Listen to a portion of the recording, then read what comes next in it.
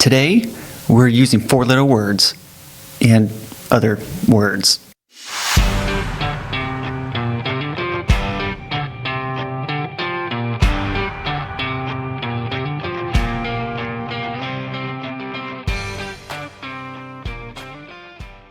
Welcome back, everybody. This is Burnt on Religion, the podcast for those who have been burnt, who are currently burning, and those who are trying to avoid being burnt. I am Ashton, and I've got a bar of soap. This is Rusty. He's going to hold you down. This guy is telling your mom what you said. Wow. We are like teaming up against these Boom. people. We don't know who you are or what you did, but We're coming. apparently we're coming. Sorry about that. I'm the apologetic one. I don't want to hurt you. I'm not that guy. Well, we are today. Thank you for introducing us, Ashton. No today problem. Appreciate it, man. We are using 4-letter words today, and other words, but I'm sure we've already used some. You better plug your ears. Yeah. Well, we're today. Yeah. Have I used a 4-letter word? Yeah, that's what I was. I guess that's what I was half is a pondering. 4-letter Yeah. word. Okay. You did I say have plug it. your ears. So. I did. Yeah, there's a couple, two right Few there. in there, yeah. Yeah, you got 3 of them Look right at me there. go. We're not even 2 minutes in. No, Ashton's throwing out all the 4-letter words. Well, we are going to talk about the things we shouldn't talk about. We're going to talk about cussing. That is a wide, controversial topic out there. Yes, it is. People don't know where we should stand with cussing, and this is really going to be an unusual episode because what we're doing here is we're presenting an episode with no verses used out of context, but the topic has everything to do with context. So it's a different flair here. We know that there are parents out there that are dealing with their teenagers, husbands and wives that don't see eye to eye on this.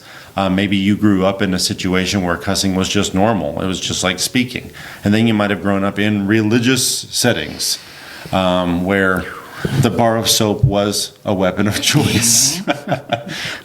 In the arsenal, yes. Right, yeah. So, I mean, and we have 3 different backgrounds here. They could be very similar. But I grew up in a house where we never had the bar of soap used because we had the fear of God used. We never got to the point of needing the bar of soap because, well, we knew the bar of soap would only be to clean the greasy spot up after God stomped you flat. So, you know, that's where we got to. So the bar of soap was never threatened. It was the wrath of God, you know. So that's where we were. I don't know where you guys came from. My household, they were intertwined. You had Okay. the wrath of God with the bar of soap. God came at you with a bar of soap. Wow. God in the form of your mother. Oh. Yeah. Palm olive doesn't just soften your hands while you do dishes. Okay. Oh, no. Did you have a bar of soap, Ashton? Did you get that, or did they come at you with something else, or did? I have had the bar of soap once. It was at my grandmother's Hold on, house. wait. They used it on you? Yes. Oh, tell us more, sir. No, man. It was at my grandmother's house. And man, I'm telling you, like, I can still taste it. Like, it is just one of those. How recent was this? I was probably, I'd say around 6 or so, somewhere in 6, 7 years old, somewhere in there. Not recent at all. Yeah, I remember I had to hold it in my mouth as long as until said otherwise. Yes. Yeah, Really? That was brutal.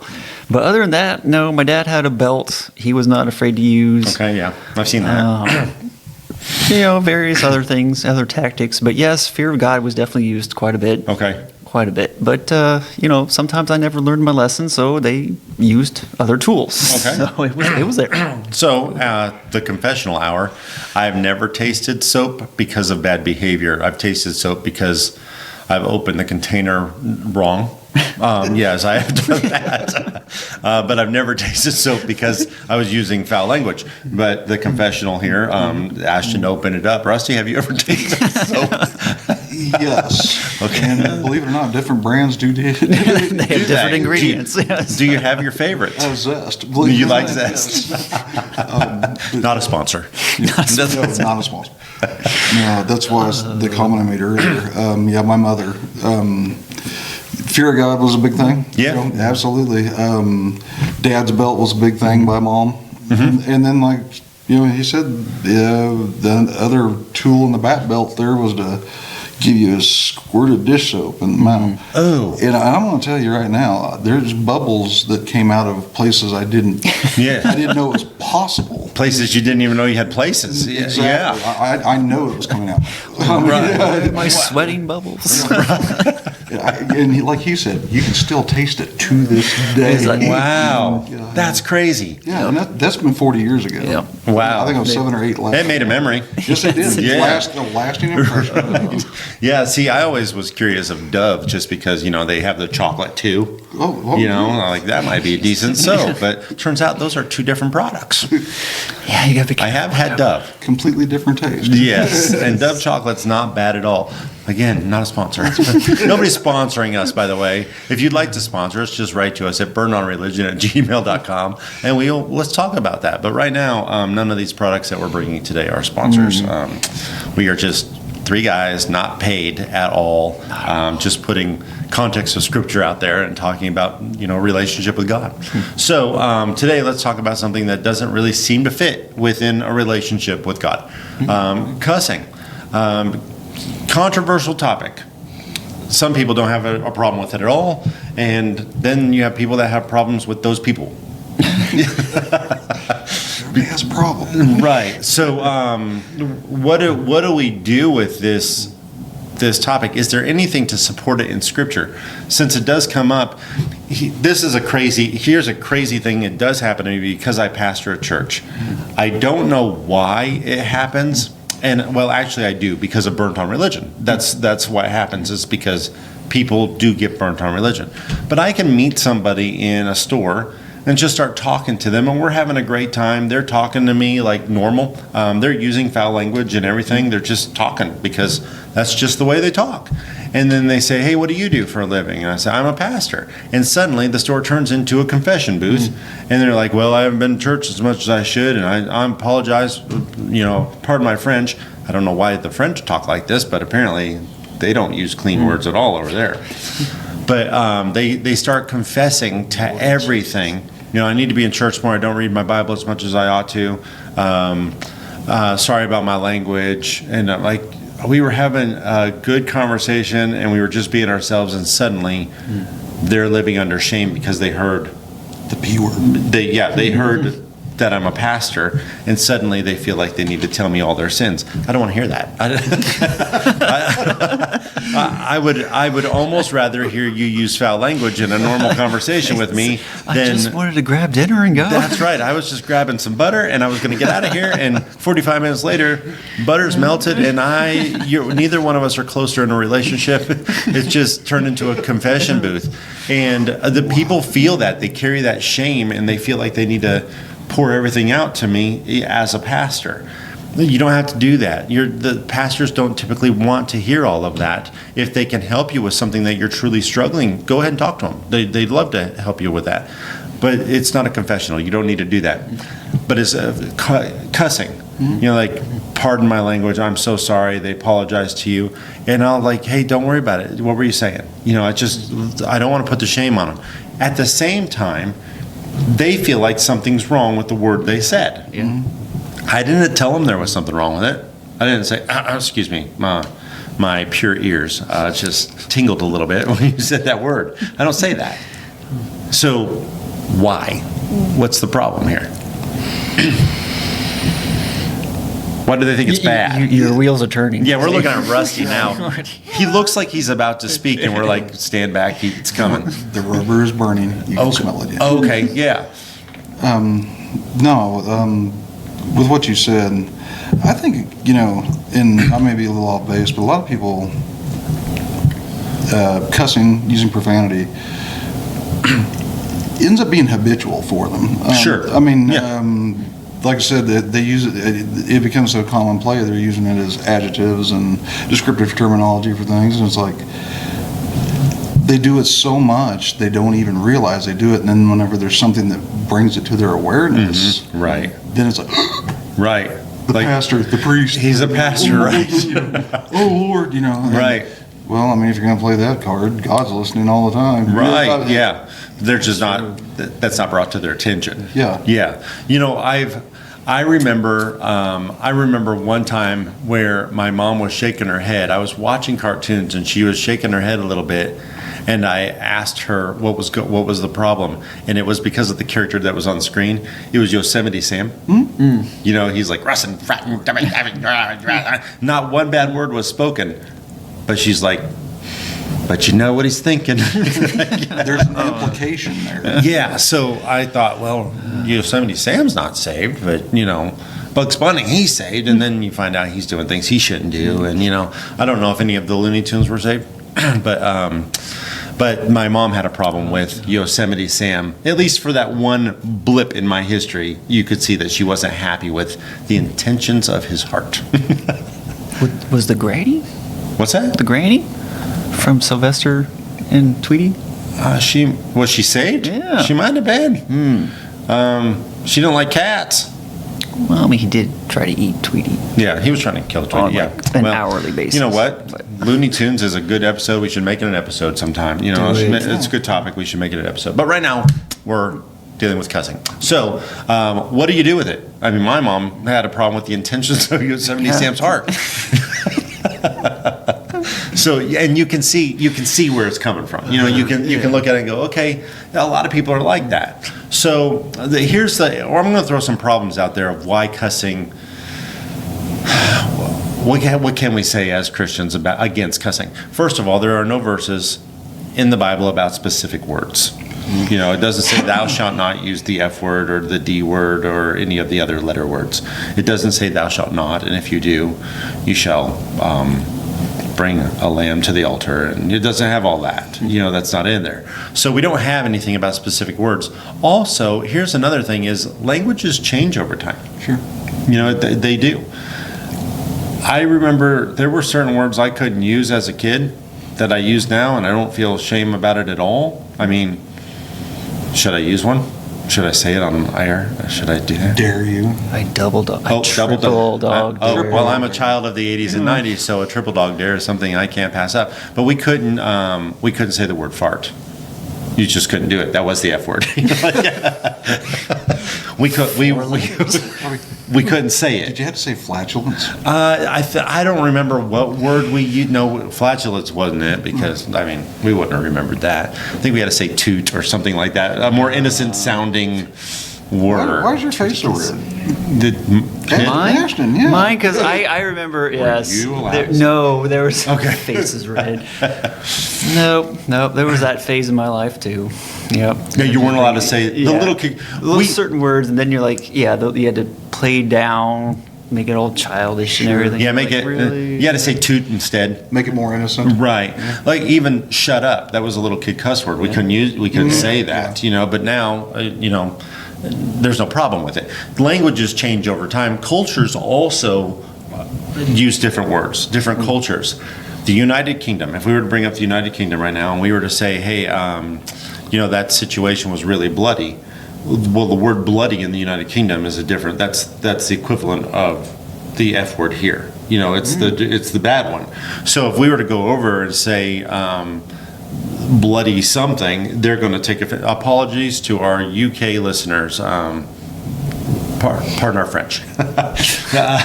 But the word bloody is different over there than it is over here. Over here, we're talking about a wound. You know, we don't call anything bloody unless it is. Yeah. Right. Yeah. Right. So words change over time. Cultures change over time. And I've gotten a few examples here, and believe me, you can look this up. And I found it funny. I just found this funny. I want to use a couple cuss words, like I want to say them. So it's okay. Do you have your soap ready? God's gonna Yes. smite Get you. your soap out. Here we go. I'm going to use some cuss words, and I'm going to use it. And by the way, don't worry about getting your kids out of the room for this one. I'm just going to say it. Here's one I found. Smell fungus. Doesn't that just sound foul? Smell fungus. That was a Smell. that was a word. It used to be a bad word. Like I said, languages change over time. Smell fungus. It's a term for a person who is overly critical and dislikes everything. That person would be a smell fungus. Now there could be somebody of an older generation that I might be out of line here. I really might be. Really, really old generation. Here's another one. Fiddlesticks. Have you guys ever heard that one? Fiddlesticks. I've heard fiddlesticks. Okay, fiddlesticks, a weak, old-fashioned expression of annoyance is all that was, is fiddlesticks. And this one got personal because I grew up going to Silver Dollar City in Branson. I loved going there. Thunderation, the word thunderation. It's an amusement, it's a roller coaster at Silver Dollar City in Branson right now. And I used to say that word all the time because I wanted to go ride that ride. Now I realize I was not holy. Yeah, right. I won't tell. Don't. Actually, I think we just did. So, Mom, I hope you're not. yeah, bring the soap. So, did you have a problem with those three words? Did any of us have a problem with those words? No? I just found out about one of them. So I was going to say two of them, especially older generations like you're talking. I've heard that, out of my own grandfather's mouth. And Oh, really? Yeah. Fiddlesticks. Now, like thunderation, I've heard that, Appalachian folks, people right. out of the Ozarks, things like that. I mean, Right. Just and never thought twice. Right. Fiddlesticks. What's that to me? Yeah. I don't, unless that's the bow Yeah, for a violin. What is it? Yeah, exactly. I don't even know what that would be. Why would that even be a bad word? But apparently it was. But we don't have a problem with any of those words today, and I doubt very many listeners, if any listeners, would have a problem with that. But there still seems to be a problem today with certain words. Sure. And by the way, it's not only Christians. This is where the topic takes a turn. If it was only Christians that had a problem with it, then you could say that's a religious thing, right? The cussing, having a problem with cussing would be a religious thing, but it's not just Christians that see these as bad words. Hollywood uses language as a criteria to figure out what the rating will be for a specific movie. So I looked it up. PG-13 movies are allowed to have one F word. But if there's multiple F words in the movie, then it takes it to restricted or rated R. I didn't know that. So culture does agree that certain words are bad words. And I promise you, they're not getting their WWJD bracelets out and thinking about that before they make a movie. Sure. Yeah. I don't think they're. I don't think they're really. I wonder if Jesus. How many times would Jesus use this word in this movie? They're not asking those questions. Yeah. They're just doing it, and they know you use a certain amount of these words, our rating's going to go to a darker rating. Sure. But there's not a pastor or a Christian out there saying, hey, by the way, I looked in my book and I found out you used 3 F words, so that has to be an R, or you used 1. We can let the 13-year-olds listen to that. But they do rate it based on language. So it's not just a religious thing. So that would be like a cultural standard. It would. Yeah. It would. Which is saying a lot from Hollywood. Yeah. So that's right. With today's culture, yeah. So I understand if people, if let's say you're a person out there that uses bad language, okay, it does happen. We know it happens. Everybody knows it happens. So let's say that is you. I'm hearing a phone. Uh-oh. Who's calling us? I don't know. Is it you, Rusty? Hold on. Let's find this out. No, I don't have a phone on me. Oh, Ashton, it must be you. I have a vibrate. Either that or it's in my bag in the other room. Yeah, there we go. Rusty has just done something bad. It was a you, Ashton? No, I won't it wasn't vibrate. me. Rusty? Red lights on. I broke the phone. Rusty? Hey, we just got an important phone call rule. from, we don't know who. It was Rusty's phone. So now you know what Rusty's ringtone is if you want to mimic that because you are a fan of Rusty and you know what it is now, so go for it. By the way, that was a very generic ringtone. Absolutely. Yeah, okay. All right, so here, let's get back to this. Christians, yes, I understand. Christians say cussing is bad.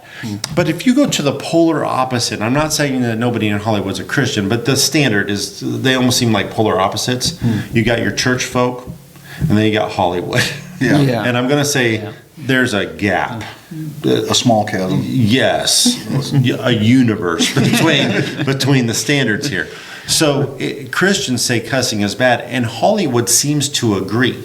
Not because they're checking out their religious standards, but they do agree that certain words are bad. So you got both sides. So someone's telling me that maybe certain words are bad, even though we don't have a verse to tell us which ones they are. I'm going to be that guy. I'm going to be that Devil's guy. advocate. I'm going to be that guy. So, of course, I don't work in Hollywood at all, but I would say that they know their audience. Because if you're trying to sell tickets, Are you defending Hollywood? Is that the guy you're being? I'm that guy. Get the soap. But yes, Get the soap. Get the gum.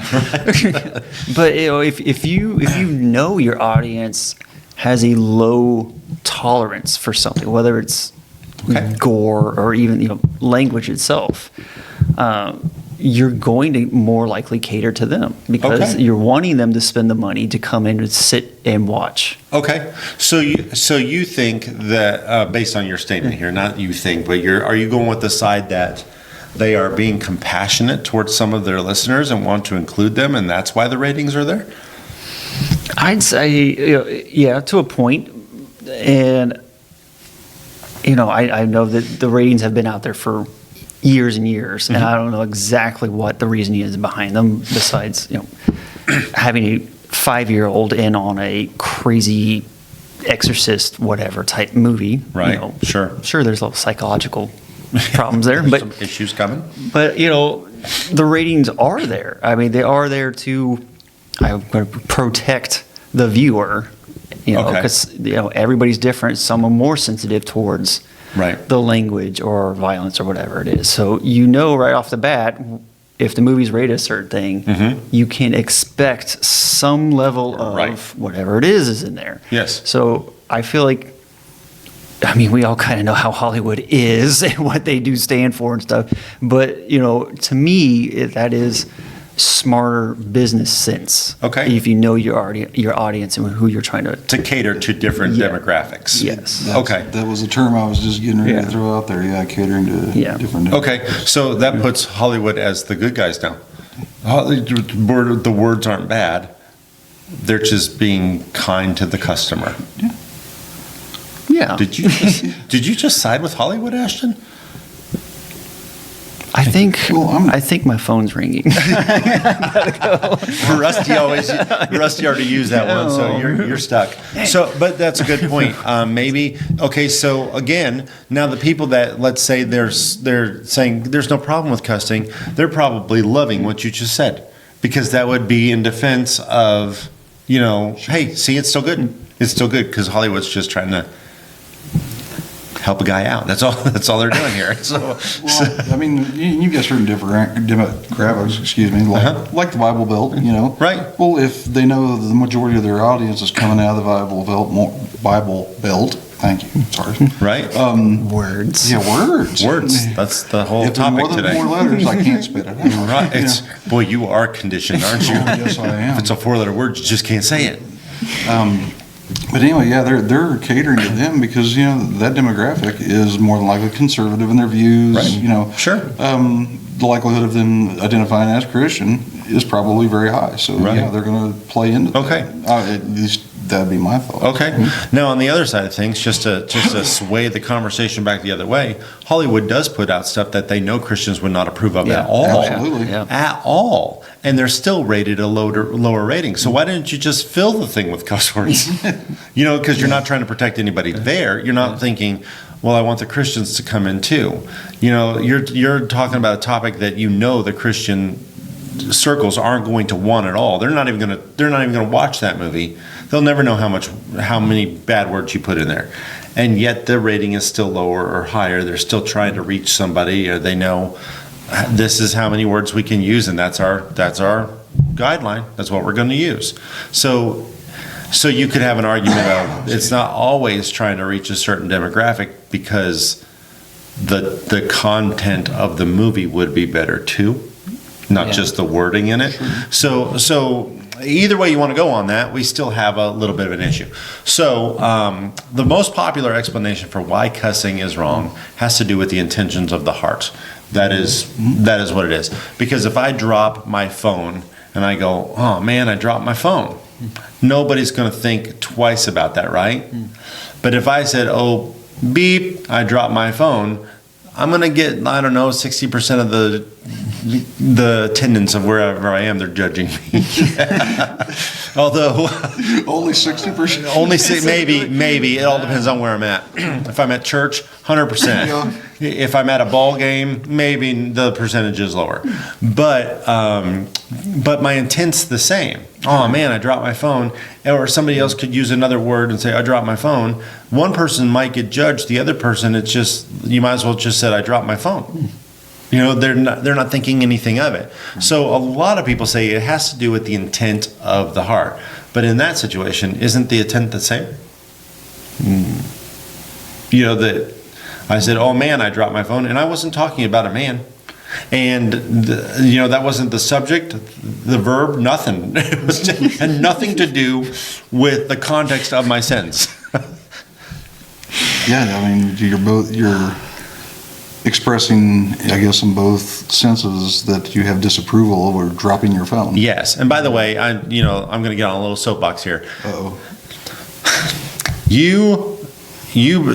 I don't know why they do this to us, but man and boy are used in a negative situation, like, oh man, that's not a positive thing. Yeah. And then they go, oh boy, again, not positive. So I hate the gender specific cuss words out there. With the Pinocchio route.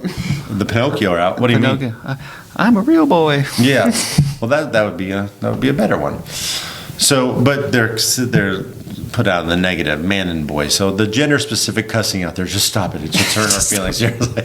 So let's use a verse, the verse that people use to support it's the intent of the heart. Let's get to some scripture here, since this is a podcast on Burned on Religion. So let's use one here. It's Matthew 15:17.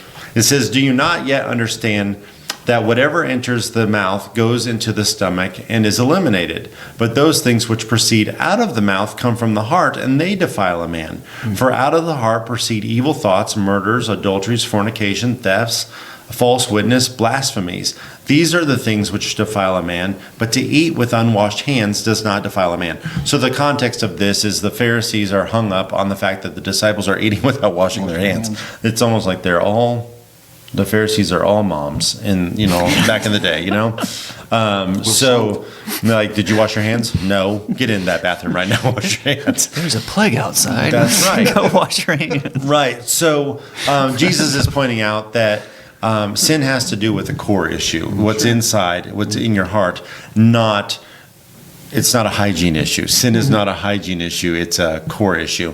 And after salvation, we're given a new heart, and it's clean and washed as white as snow, right?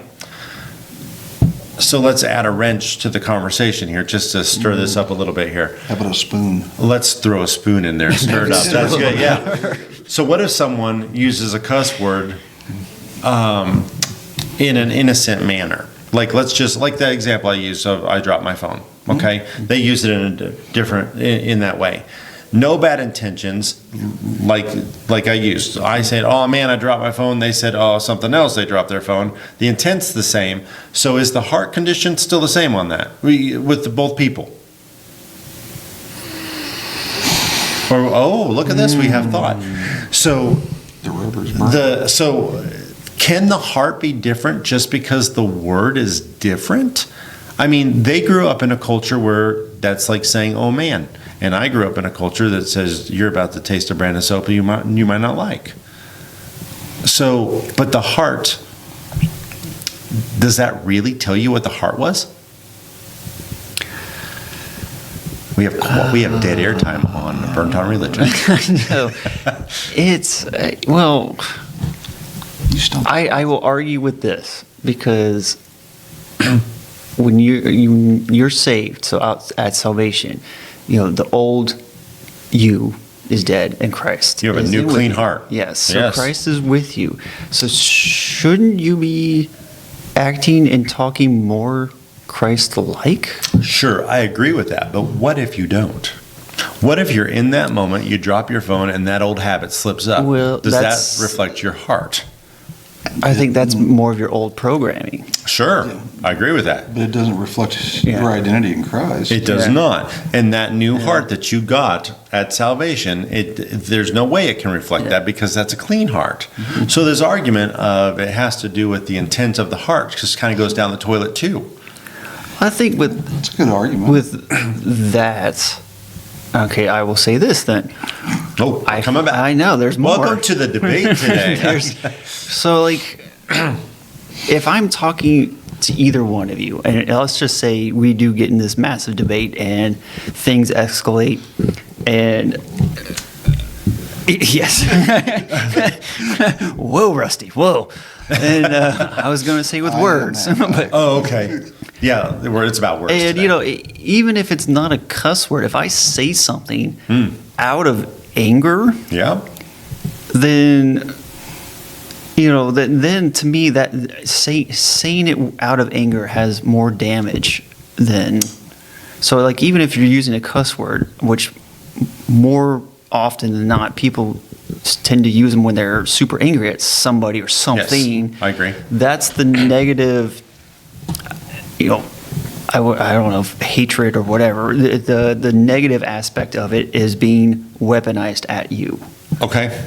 And that to me is the wrong side. If you are renewed, you have the new heart, then using something to purposely hurt somebody or, say something that is offensive towards them, then that to me is Just for the purpose of doing that. Yeah. Then that to me Okay. is the So wrong side of So it, but- what you're saying is I can use cuss words and that would be wrong if my intent is to just chew you out and I'm using cuss words or to degrade you in some way. I would be wrong. But I could use completely clean words and do the same thing, right? because that to me the intent behind it. Right. And, I, to this day, can't see that, in people, what their true intentions are. Right. I'm working on it. It's going to take me a while. Yep. But, Yep. but that's one of those, if to me, I've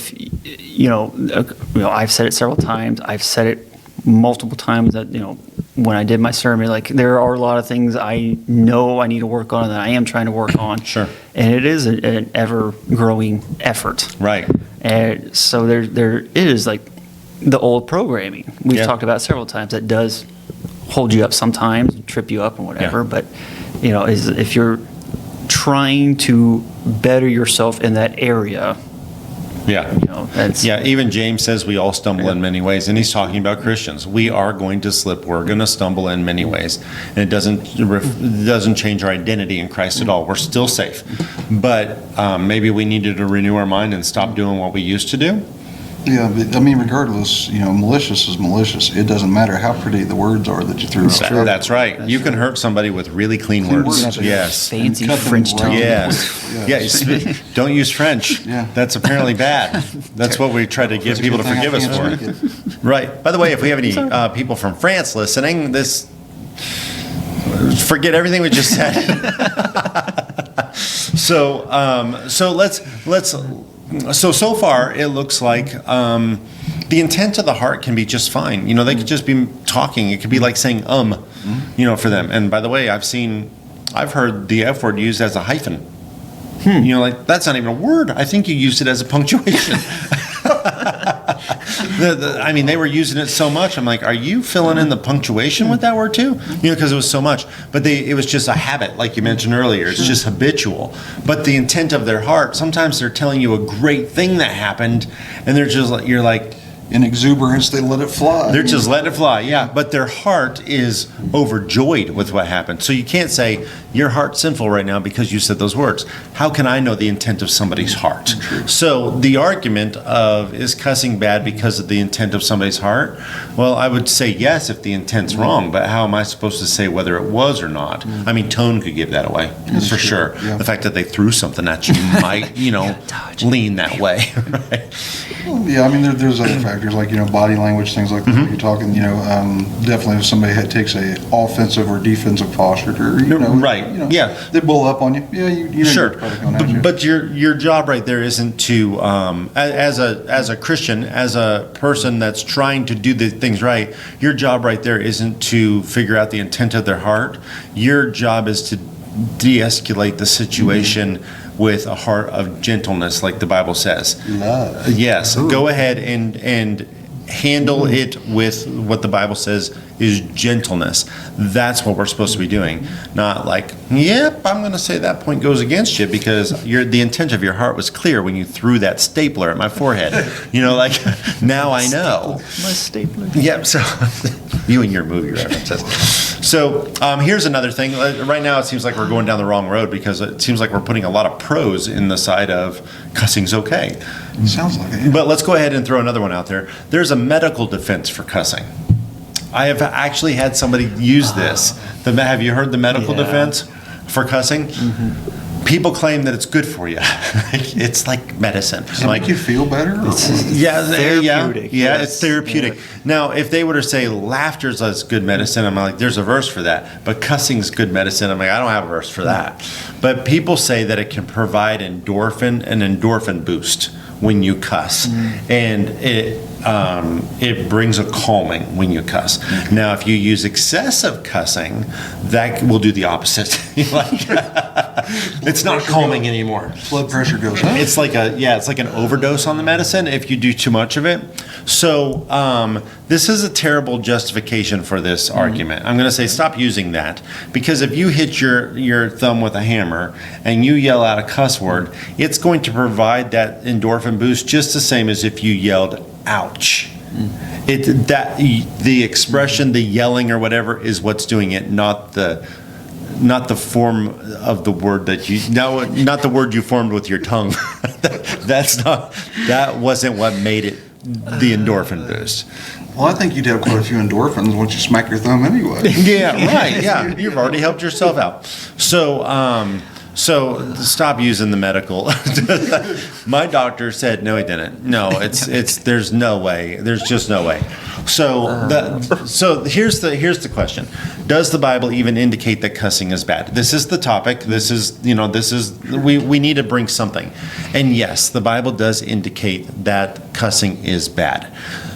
It does not say thou shalt not use this word or that word, because as we said at the beginning, languages change over time. What was it? Smell fungus? Yeah, smell fungus. We've used that word plenty of times here, and if we have offended somebody, we do apologize. We sincerely do. We just didn't know better, so please don't hold us accountable for what we did not know. But yes, the Bible does indicate that cussing is bad. Here's an example that I want to throw out there. Peter, the disciple of Jesus. So the night that Jesus is arrested, Jesus says, you'll deny me 3 times before the rooster crows in the morning. You'll deny me 3 times. So he's a young lady comes up to him and says, hey, aren't you with Jesus? And he's like, no. Denial 1. Denied. No, I'm not with Jesus. Then another person comes up to him and like, hey, weren't you with Jesus? You're with Jesus. Your speech, it says that your speech betrays you. You sound like one of his followers. So look what he does in Matthew 26, verse 74. It says, then he began to curse and swear, saying, I do not know the man. And immediately the rooster crowed. So Peter was trying to convince the accusers that he wasn't with Christ. Why would you want to be associated with Christ during the whole crucifixion scene? I get that. I don't want to be associated with him right now because that looks like bad company. Yes, yeah. So the action that actually separated him from being associated with Jesus is that he begins to curse and swear. And then the questioning stops. Yep, he's not with him. So there's a division right there. And it creates a distance in the minds of the people questioning Peter. Like, yeah, okay, step back. He's not talking. Yeah, this guy's been out of shape, Right. He's not talking like we would expect a follower of Jesus to talk. Sure. So the world in Peter's day understood the concept of bad language just like the people today do. That was over 2,000 years ago, and they understand, hey, there's certain speech that separates you. And they identified that. there is no concrete answer to tell people which words are bad and which ones are good. I think most of the culture understands which ones are bad and which ones are good, but we don't really have anything like that because it can be a cultural or like, smell fungus. It could be a generational thing, that's possible. There's also no way to judge the intentions of a person's heart. We can't do that. We're not the judge. We're not the jury. We're definitely not the executioner. So it's not your job. Don't do it. Okay. So how should we confront the topic? Were you excited about that? Beady little eyes over there. Yeah, right. So what should we do when we confront this topic? And here's some verses that we can just close this whole episode out. This is it. Ephesians 4:29 says, "Let no corrupt word proceed out of your mouth, but what is good for necessary edification, that it may impart grace to the hearers." Our speech should be wholesome, is what it's saying. Let the words that come out of your mouth be wholesome. Ephesians 5:4 says, "Neither filthiness, nor foolish talking, nor coarse jesting, which are not fitting, but rather giving of thanks." Again, you're reflecting something, and it's not the foul language. It does bring up this, even coarse jesting. There's a lot of that going on out there. Just crude jokes and stuff like that. There's a verse on this. Colossians 3:8 says, "But now you yourself are to put off all these: anger, wrath, malice, blasphemy, filthy language out of your mouth." Again, that would go with the intent. By the way, this isn't only about foul language, anger, wrath. So even if you're using the clean words, that's included too. Don't let that come out of your mouth. Filthy speech doesn't align with the character of Christ at all. So, and as it showed with Peter, it creates a division. It creates a gap there. James 3:9. We got a lot of these, by the way. James 3:9. "With it we bless our God, our Father, and with it we curse men," talking about our tongue. That's context here. Let me start over here. "With it we bless our God and Father, and with it we curse men, who have been made in the similitude of God. Out of the same mouth proceed blessings and cursing, my brethren, these things ought not to be so." With that same mouth, you're talking about God and you're witnessing, and then you're out here cussing your brother out and stuff too. Bitter and sweet water shouldn't come from the same fountain. That's the idea there. Sure. We should only use language that reflects our new identity with Christ and build other people up. Use it for edification. Use it to reflect Christ with your language, and if the cussing isn't doing that, then stop. That's the idea. I can't tell you which words are bad, which ones are good. I mean, Hollywood tells us. I guess that's our authority on that. Yeah, look for the PG rating. Right. Look at the rating. Yeah, you'll know which words are bad. But I'm not trying to say, hey, what you should say is this instead of this or this instead of that. No way, because I don't use too much anymore. I've bring it back. Yeah. So things do change. But if your speech isn't reflecting your new identity in Christ, then it's a good idea to change your speech, because the same thing's happening today as it happened with Peter. It's causing a division in people's mind when they see you acting a certain way. They say, okay, so they're not so much connected to this picture of God. You've caused a division there, even though you don't mean to. Sure. I've actually heard people say, "Oh, that sounds real Christian of you." Yes. I've heard that phrase go out. Sure. Yeah, you're probably right. No, it doesn't. Right. And like people say, yeah, but what about profanity? I can use a profanity here or there, and God's not going to look at me, and there's not going to be no judgment there and stuff like that. Well, again, judgment isn't the topic here. It's whether you should use that word or not, and what it does. What are you reflecting with your speech? And just to talk about profanity, let's look at 2 Timothy 2:15. Let's drop this one in here. "Be diligent to present yourself approved to God, a worker who does not need to be ashamed, rightly dividing the word of truth. But shun profane and idle babblings, for they will increase to more ungodliness." This warning at the end. Wait, what do you mean it will increase to more ungodliness? There is a certain style of speech, and it can increase to more ungodliness. If you go to a Christian home and a kid comes home and uses a bad word, first of all, they taste soap, right? Second of all, the conversation is, who have you been hanging out with? True. Because this is an indicator that you're going down the wrong road. Because who are you hanging out with? Because we already see that as a negative. This says, shun profane and idle babblings, for they will increase to more ungodliness. There's a little bit of a warning there.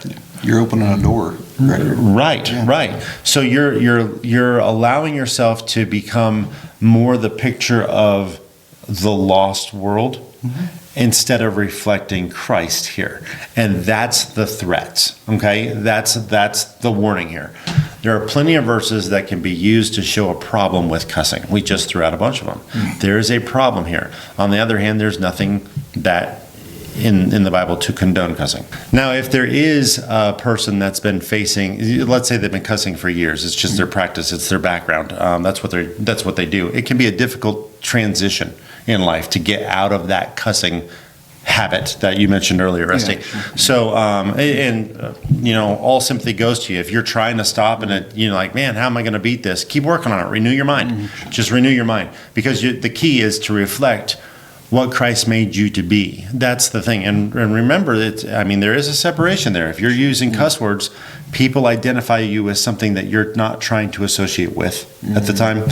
So, churches, some professional environments, amusement parks have rules of no foul language in here. Sure. So they understand the division there. They understand the picture, and we need to, as Christians, we need to understand the picture too. It's possible to control it, but it comes with renewing your mind. That's just it. It comes with renewing your mind. So to all of you who are battling with this, we've got a lot of verses out there that say, maybe it's a bad idea. Maybe cussing's bad. But we have zero to say, maybe cussing's okay. we don't have a lot to condone it, but we do have a lot that guide away from it. Sure. We do have that. So just remember what you're reflecting when you speak. And if it happens, don't carry the judgment, don't carry the shame, just work on it. That's our advice, is just work on it. So that's it for our 4-letter word. Yeah. Hey. Should cuss be a 4-letter word? Yeah, I guess it's fitting. Well, It is a 4-letter word. Soap is a 4-letter. Yeah. Oh, yes, it is. So there's the topic. Do with it what you want to do with it. That's something. Work out your own salvation with fear and trembling. Work out what God has put in. That's it. That's not our job to do. That's your job to do. It's my job to do for myself. I don't have to worry about somebody else's. The relationship with Christ. Just do what you will with this topic. And it was a good one to have brought up. It was a good topic to bring to the table here. So as we mentioned last week, there's competition going on there. It was Alabama. Guys, Alabama was the one. Yeah. This week, Missouri, welcome back to the top of the list. We're back in, guys. Missouri's winning. So to all our listeners out there, thank you for listening. Thank you for being part of this. Thank you for sharing and getting the word out there, because now we have a competitive thing going on here. Who's winning this week? Well, Missouri's back on top. Alabama is right there. So don't turn around, Missouri. They're right there. Just keep running. And we'll let you know. We'll let you know next week how things are going. And by the way, Finland, second place for listeners. Of course, United States is first because, we're in the United States. Yeah. But Finland has stepped up. Finland.